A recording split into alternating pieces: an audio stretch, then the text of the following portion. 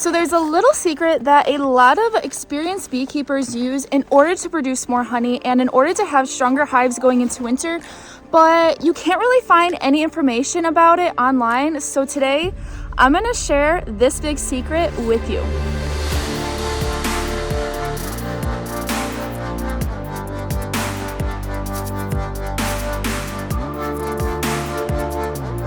So something that a lot of people don't know is that there are actually two separate seasons in the summertime for the bees. There is the season before the summer solstice and the season after the summer solstice. And the big difference with this is before summer solstice, this is a time of growth for the bees. This is when everything is blooming. There's a big, huge nectar flow. The days are longer. So they're trying to expand their colony and their population as quickly as possible so that they can bring in as many resources to start preparing for winter. But then after the summer solstice, this is when the days start to get much shorter, and the bees know this because they are very, very in tune with the sun. This is actually how they navigate. They use the sun in order to figure out which way to go and tell directions and whatnot. So when the days start to get shorter, the bees know this, and this tells them that winter is coming. So because of this, they start to shrink their colony size, their population size, and they start preparing for winter. Now, another thing, because of this, pre-summer solstice, this is the time that a lot of bees like to swarm, especially if they had a successful year last year and came out of the winter very strong. So they're more prone to swarming. It's just their natural rhythm of the bees to be able to swarm before the summer solstice. Now, post-summer solstice, you don't really see as many swarms unless there is either their colony is either too crowded, or if maybe they have too high of a mite load or some sort of pest or disease in the colony, then they will initiate the swarm and start swarming because of that. But they do not prefer to swarm after the summer solstice because they know that any swarms that they send out are going to have to really work hard in order to get ready for the winter time. So that they have enough resources and are able to build up in time. So knowing this information, you can use this to your advantage as a beekeeper and kind of work with the bees to accomplish what you want. So knowing this is where my big secret, my big tip comes in. And that is utilizing queens that have emerged post-summer solstice.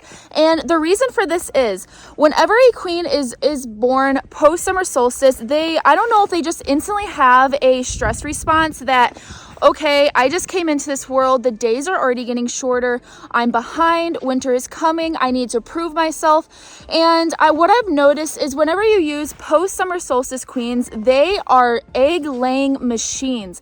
They build up the colony so fast at a time when usually the colony would then start to decline and their population would start to go down, because how the bees work is, like I said, they expand before the summer solstice, but as soon as the summer solstice hits, they start just slowly lowering how much brood they have and decreasing their population size so that, one, they don't consume too many resources, and they can hopefully keep all of the resources they've built up in the springtime.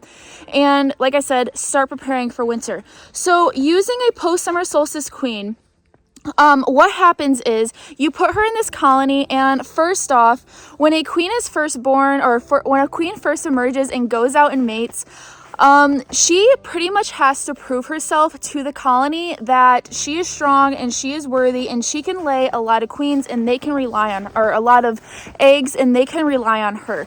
So that first 2 weeks is really crucial for a queen and their longevity and their health, because this is when the rest of their reproductive organs fully develop. But knowing this, they also are going to lay as many eggs as possible during that first month. So putting in a queen post-summer that emerged post-summer solstice, she is going to lay a ton of eggs to prove herself. And because, like I said, I don't know if it's that stress response, but she is also going to lay a ton of eggs because she knows winter is coming. She's brand new and they need to have a strong colony going into winter. So you're kind of hijacking their natural flow of having a high population and then starting to go down.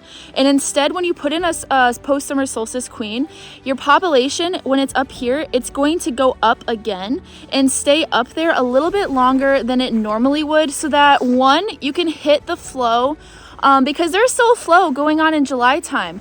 And oh, I didn't even mention, summer solstice is June 21st.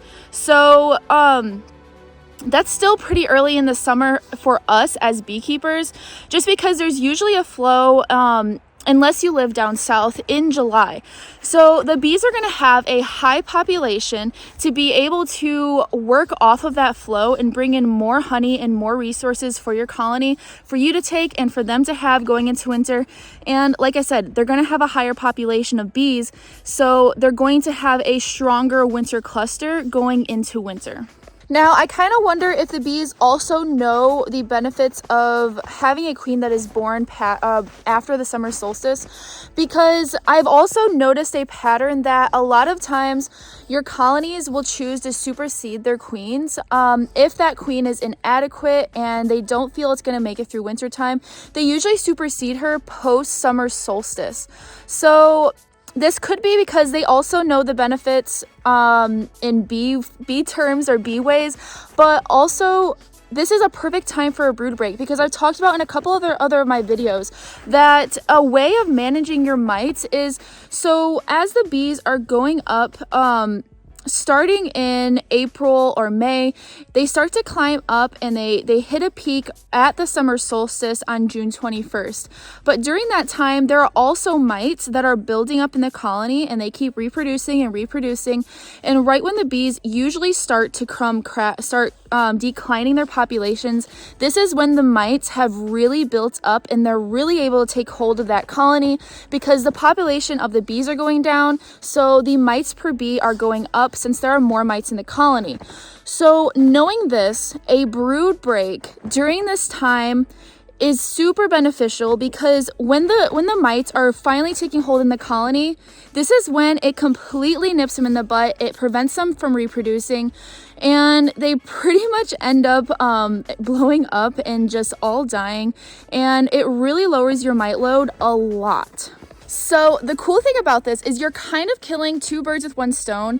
In one, you're doing a brood break so that the mite load can go down, but you're also putting in a post-summer solstice queen that is absolutely going to kick butt and raise all your population numbers.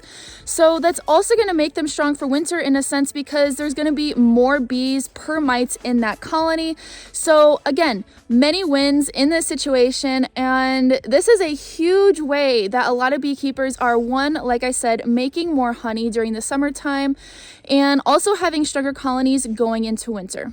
And the reason that this works out so great for winter, having a higher population going into wintertime, is because when you have more bees in the colony during the winter, it's a lot easier for them to maintain temperature, so they don't have to work quite as hard to keep their cluster warm. Now, the only thing with this though is you have to have bees that are not going to consume a ton of resources, because if you do have a big cluster going into wintertime and they're the kind of bees that just demolish all of the food super fast, then of course this is not going to be a good thing to have a large cluster. But if you have good genetics that do not eat a ton of food and are able to ration their food throughout the winter time, then this is really just absolutely perfect, because like I said, one, there's going to be more bees to keep the cluster warm, so they're not going to have to work as hard, so then again they're not going to have to consume as much food because they're not expending as much energy. And you're going to have a really, really strong hive coming out of winter time, so that it absolutely explodes in the spring. Now, I was reading somewhere in a book, I will have to look it up and I will put it on the screen here, the quote from this guy that I was reading. But I was reading from another beekeeper that he noticed that post-summer solstice queens tend to be less swarmy as well. Now, I don't know if this is because of the stress response of being born when they're already on the backside of summer, so they don't feel like they had a super successful year, because they didn't get that main spring flow during the expanding time. So what he said is that he noticed that post-summer solstice queens tend to be less swarmy in the springtime, because they, like I said, they haven't had that spring flow yet. So that is another perk of having them. So to sum everything up, the reason that you should be using post-summer solstice queens in your colonies is, one, they're going to produce more honey because that population is going to be a lot higher than it normally would, because two, that queen is going to lay sheets and sheets and sheets of eggs when usually the colony will be decreasing in size. And three, post-summer solstice queens tend to be less swarmy. And four, post-summer solstice queens also tend to have a better winter survival rate because they have stronger colonies going into winter. Now, it looks like I'm starting out of time, but I did briefly mention the effects of brood breaks on the mite load and helping that with your winter survival. Now, this is a huge component to being able to make it through the winter successfully, because as you know, mites are a huge problem. So make sure you hit that subscribe button and you hit the bell, because in my next video, I'm going to share with you a method of controlling for varroa that not many people think about or really talk about, that you can pair with all the information that you learned today.